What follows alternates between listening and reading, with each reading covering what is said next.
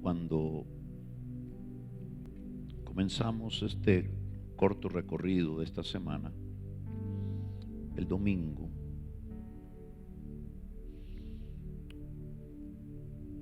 hice un resumen rápido acerca de las 5 R's en las que de una u otra manera, mucho o poco, la iglesia ha sido envuelta, y tenemos que comprender los términos restauración, reforma, reedificación, restitución y reino. Esas 5 palabras no ocurren necesariamente con tiempos específicos, 10 años restauración, 10 años reforma, sino es como un constante trabajar del espíritu de la restauración. Porque aunque a veces algunos más rápidamente asimilan la verdad y llevan a la práctica algo que no estaba imperando en la iglesia, otros hasta años después o meses después lo entienden, lo asimilan. Entonces no podemos decir que la iglesia como un bloque va caminando exactamente igual.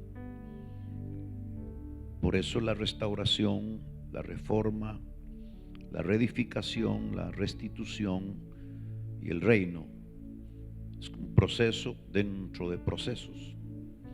Procesos micro que tocan a la persona, procesos micro que tocan la familia, restauran, traen una reforma en lo personal, en lo familiar, en lo colectivo, y reformas macro en una nación, en una región, en un continente, en la iglesia.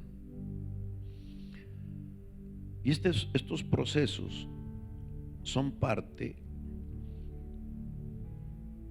de un gran trabajo del Espíritu Santo. Dijimos o hablamos dentro de todas las reformas que se pueden hablar, y esa noche, creo que fue el domingo, yo hablé un poquito de esto, y el hermano Eric, con poco tiempo que le entregué yo, él compartió algunos ejemplos de reformadores, el caso de Josías. Entonces podemos hablar de procesos grandes y procesos en la vida de personas. Y comentábamos entonces que dentro de todas esas grandes o constantes reformas se nos ubica la historia en 2 grandes procesos de reforma hacia un tercero. Cuando el hombre cayó en el pecado, se demonizó la tierra, se perdieron propósitos, diseños, y Dios tuvo que comenzar, como también el hermano Tobar nos enseñó, sin que fuera exactamente en la línea que estoy hablando, pero la enseñanza nos mostró cómo Dios a través de Abraham comenzó a traer un plan de restauración, reforma. Y ahí es cuando nace Israel para recibir la religión ceremonial profética, la palabra, y se hace la primera gran diferencia entre las naciones paganas y un pueblo monoteísta, adorador de un único Dios verdadero. Y todo lo que ocurre en los siguientes años llega casi a creer que es un monopolio que Israel tiene sobre Dios. Pero está la división entre las naciones que adoran otros dioses, que la única que adora a Dios, que pareciera que no se podía tener un contacto con Dios, una relación con Dios, si no era siendo judío. Y conforme se acercan a Dios los hombres y aún los judíos, usted veía las manifestaciones de Dios, pero en la medida que se alejaban venía la esclavitud. Por lo tanto, Israel tuvo tiempos de gloria y tiempos de esclavitud, tiempos difíciles. Pero el mundo llegó a creer precisamente que Israel tenía un monopolio sobre Dios. Es entonces cuando Dios comienza la primera gran reforma, que definimos una macro reforma de años, según algunos estudiosos, en una posición muy apostólica, que esa gran reforma comienza cuando Jesús es engendrado, cuando nace, cuando se manifiesta al mundo, para mostrarle al hombre que el monopolio relativo de salvación no es judío, sino que los judíos son los receptores de una palabra, de un ceremonial profético que anuncia el verdadero plan. Y cuando el plan aparece a través de Jesús, entonces comienza la gran reforma a ser manifestada. ¿En qué sentido? En que Dios pone las cosas en su lugar y le enseña a la humanidad y a las naciones que Él no intencionó salvar solamente a los judíos, sino que todo aquel que va a creer en Jesús, judío o gentil, sería salvado. Ahora, no quiero repetir todo lo que dije, solo ubicarlo. Eso significa que la primera gran reforma nos pone en perspectiva el fundamento, la salvación. Nos pone en perspectiva todo lo que va a suceder a ese pueblo que cree en ese fundamento. Milagros, sanidades, manifestación de la gloria de Dios, poder. A través del proceso nos enseña cómo estará estructurado ese pueblo en 5 ministerios. Se habla del mensaje y la enseñanza del reino, y en los siguientes 2-3 siglos el mundo conocido, el imperio más grande, es permeado y es tocado por esa iglesia con la gloria primera. Entonces Satanás lanza su plan y somete la iglesia a una estructura romana. Y los siguientes 1000 años la iglesia pierde apóstoles, pierde profetas, pierde la esencia y termina en una oscuridad, hasta que comienza la segunda gran reforma. Desde esta perspectiva que le estoy hablando, precisamente estamos en los albores de hace 500 años, cuando un hombre que brota de esa oscuridad bajo la luz de Dios pega sus tesis en Wittenberg y comienza un proceso de restauración, de reforma, de reedificación y de restitución, restaurando verdades, reformando lo que hay, el statu quo, como dijo la sierva, para llevarnos a comprender la necesidad que hay de Dios, del Espíritu Santo, de los dones, y la restauración para traer luz sobre las verdades perdidas. Entonces comienza un proceso de reedificación. Nosotros creeríamos que fueron 10 años, no, 400, casi 500 años para llegar a leer la Biblia y ver que todo lo que tenía la iglesia de los primeros siglos está levantado en la tierra. En algunos lugares más, en algunos lugares algunas cosas con más revelación, con más iluminación. Quizás lo que nos falta es ver aquello más pleno, más amplio, más expandido, pero lo que tenían ellos está en la tierra: apóstoles, profetas, evangelistas, poder de resurrección, dones, activaciones, impartición, unción.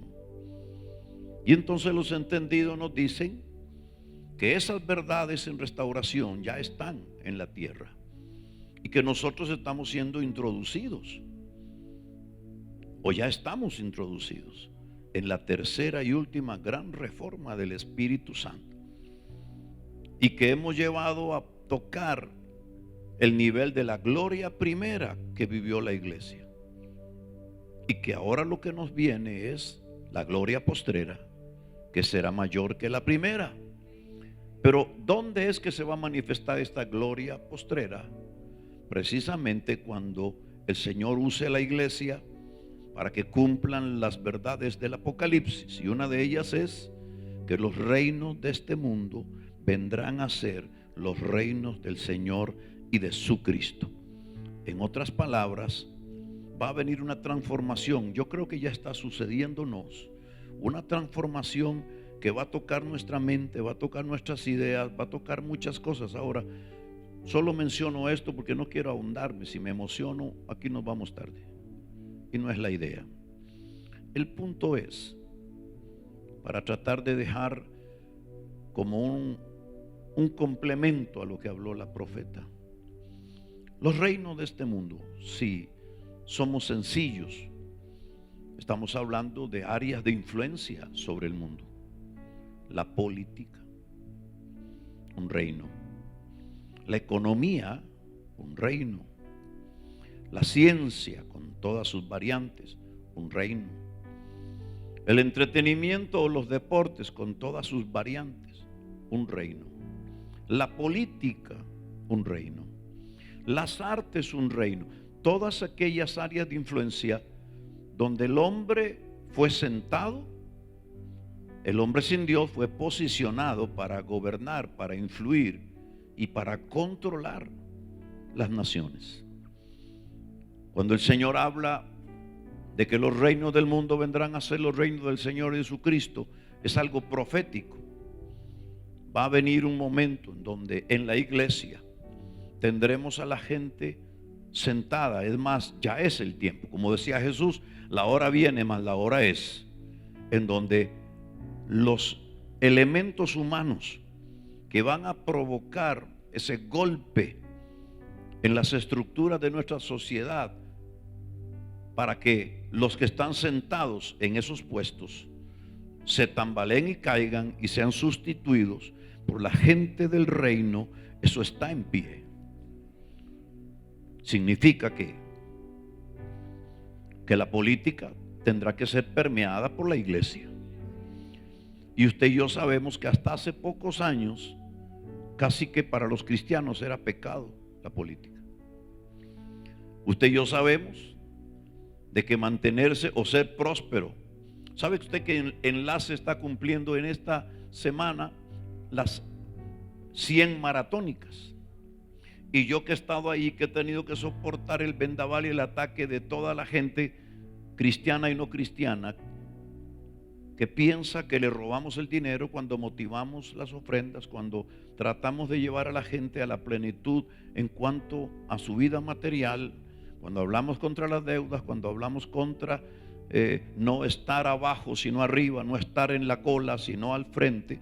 La gente piensa que estamos hablando de una llamada super fe, pero no lo dicen en un concepto positivo sino como insultante.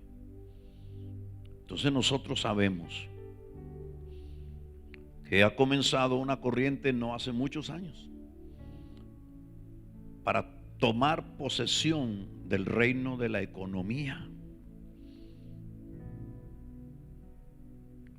Yo fui víctima de los pentecostales en mi juventud. Usted no me conoció, pero yo era una promesa en el fútbol en este país.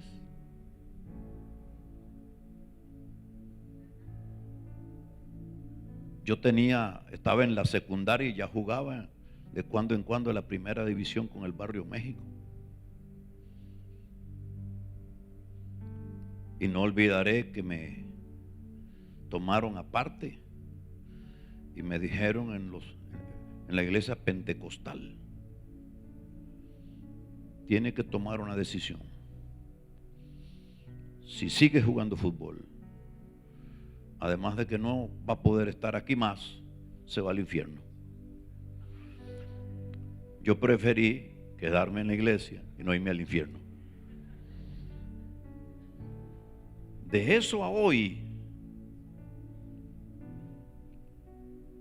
Dios nos ha metido deportistas que pueden levantar el nombre del Señor en alto. Algunos se los traga el sistema y lamentablemente yo digo, mejor no hubieran dicho nada, que eran creyentes.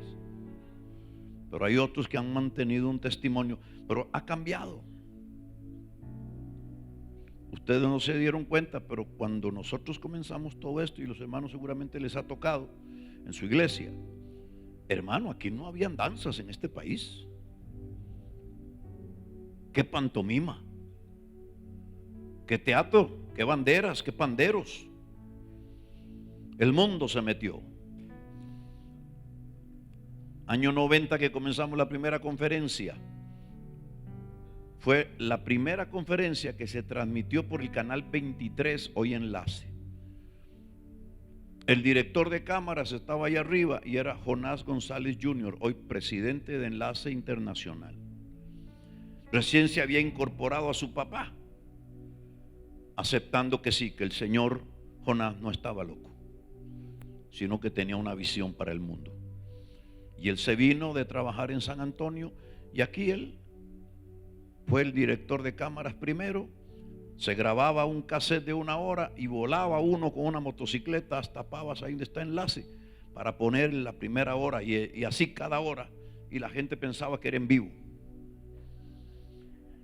Pero como en ese tiempo yo no tenía tantos ayudantes ni tanta gente, las llamadas o cosas así yo tenía que atenderlas. Ahí me llamaban y me pasaban. No teníamos todavía mucho entendimiento. Usted no tiene una idea de la cantidad de insultos, hasta la madre me mentaron. Creyentes, porque estábamos innovando el primer grupo de danza por televisión.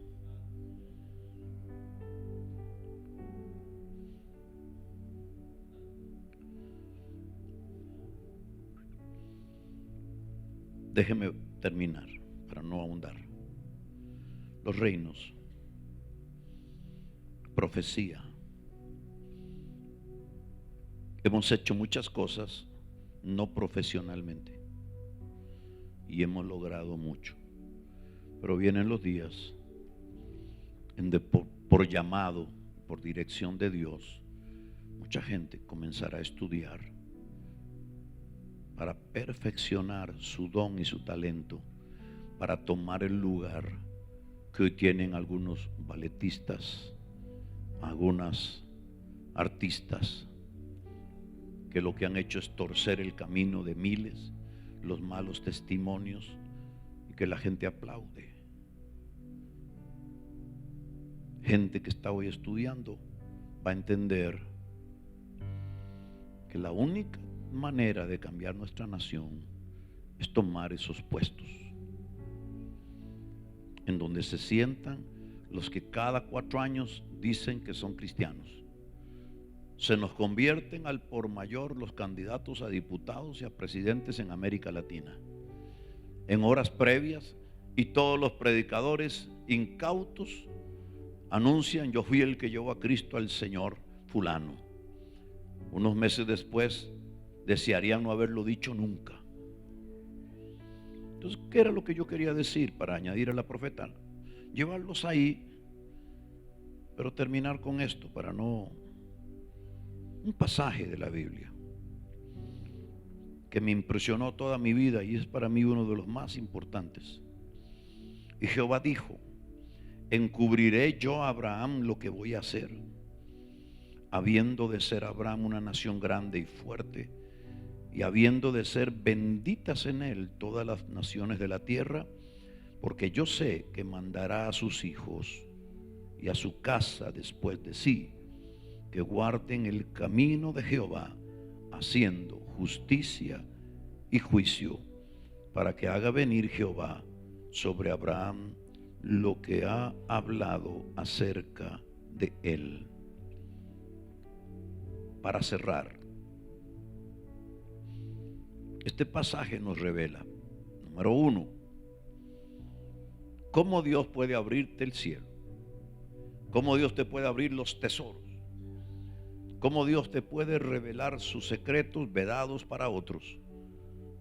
Una llave es tomar una decisión, una determinación de que tú y tu casa servirán al Señor, de que tú y tus hijos y tus nietos y tus bisnietos serán enseñados en los caminos del Señor. Dice: ¿Le podré yo encubrir a este hombre el misterio si ya tomó la decisión de que su familia, su descendencia me va a servir al Señor? Entonces no le quiero predicar porque entonces se alarga la noche y no digo la verdad. Yo lo que quería era ponerle a usted esto en el corazón. Estoy totalmente convencido, queridos siervos y siervas de Dios, que esta es la temporada donde vamos a ver la generación que ya está entre nosotros.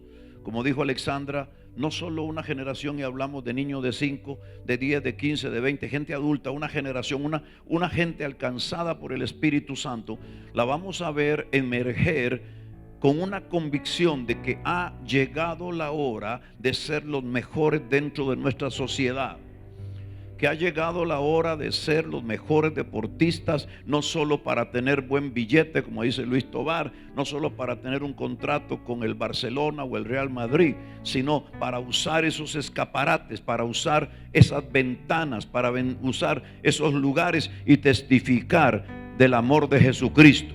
Hoy tenemos deportistas que tienen un buen don, y por la gracia de Dios algunos los reconocen, son contratados. Pero yo quiero decirle algo: viene el día en donde algunos no solo van a expresar que su sueño era jugar con este equipo, su sueño era en el básquetbol, en el béisbol, tener el mejor contrato, sino van a decir: mi sueño era ser el mejor futbolista para ser contratado en el mejor lugar donde yo puedo proclamar el señorío y la grandeza de Jesús.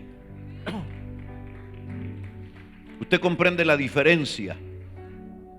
No es solamente que los padres oremos para que le den al hijo el mejor trabajo, en el sentido remunerado, que vayan a la universidad y tengan la mejor educación para que vivan mejor que nosotros. Eso es maravilloso, pero creo que nuestra oración tiene que cambiar, y nuestra oración tiene que ser: Señor, oro no solamente para que mi hijo, mi hija tenga el mejor trabajo, sino que sea la mejor plataforma desde donde puedan testificar de la grandeza del Señor, donde puedan anunciar el reino de los cielos. ¿Cuántos dicen gloria a Dios?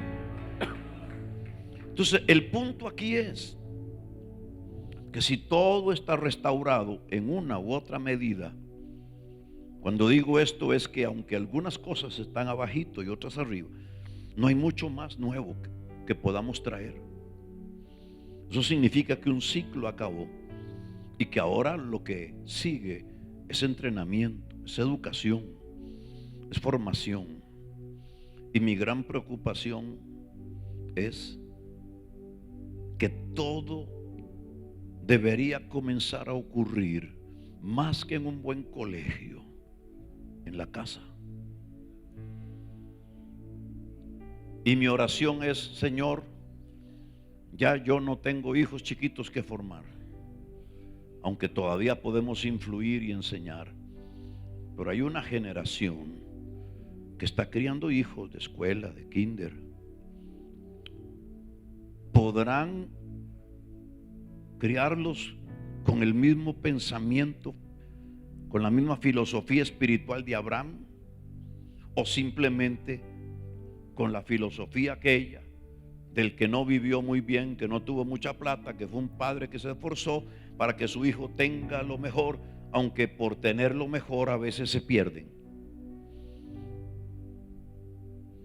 ¿No cree usted que a veces ese término, darle lo mejor, para muchos fue su perdición? Que cambie la mentalidad para que podamos hacer de esos niños y de esos jóvenes, niños y jóvenes entendidos de que lo mejor no es solo una buena profesión, no es solo el acceso a buen dinero, sino que dentro de todo eso sea un resultante de haber comprendido que lo que queremos es la mejor plataforma desde donde nosotros podamos testificar del amor de Jesucristo y proclamar el señorío de Jesús, y sentarnos en lugares donde ya no deben sentarse más los que han hecho tanto daño y los que se han movido bajo tanta corrupción y nos han metido en tanta cosa. Tal vez el domingo me gustaría hacer unas cuantas preguntas. No sé atrapar respuestas. No se las voy a hacer a usted, pero se las voy a atrapar, o usted se las va a atrapar en su corazón.